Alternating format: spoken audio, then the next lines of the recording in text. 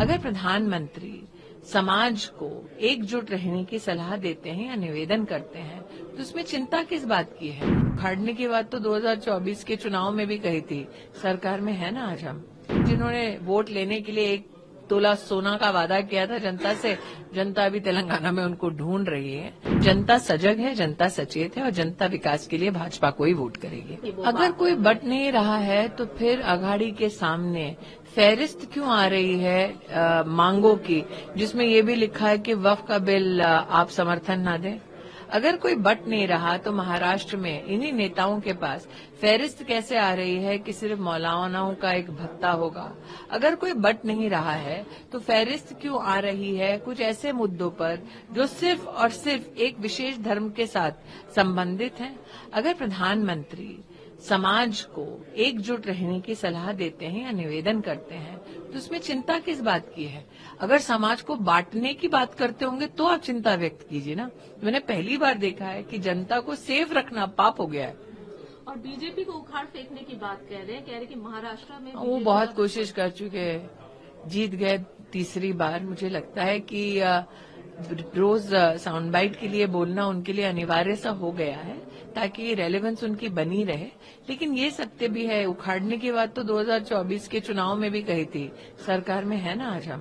Ma'am, आपको क्या लगता है 3 मुख्यमंत्री आए हैं कांग्रेस शासित राज्य के, आपने शिव कुमार जी को मुख्यमंत्री घोषित कर दिया क्या?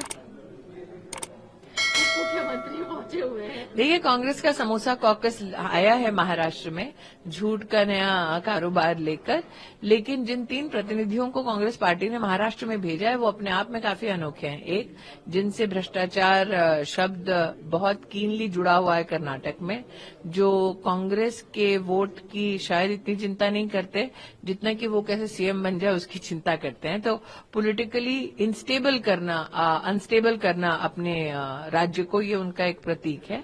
दूसरे आए हैं जिन्होंने वोट लेने के लिए 1 तोला सोना का वादा किया था जनता से, जनता अभी तेलंगाना में उनको ढूंढ रही है।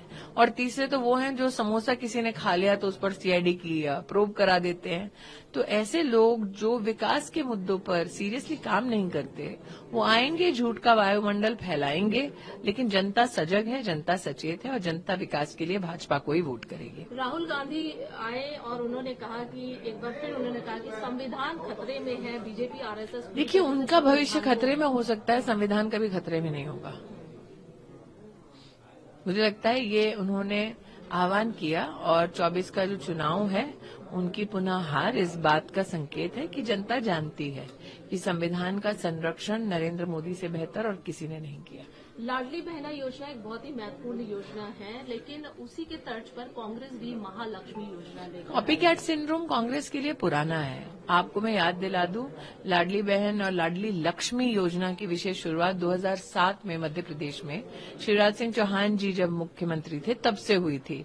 तो महिला को जन्म से लेकर शिक्षा से लेकर शादी तक का कहीं न कहीं आर्थिक समर्थन देने का जो खाका है वो भारतीय जनता पार्टी के नेतृत्व ने ही प्रस्तुत किया था जनता के सामने।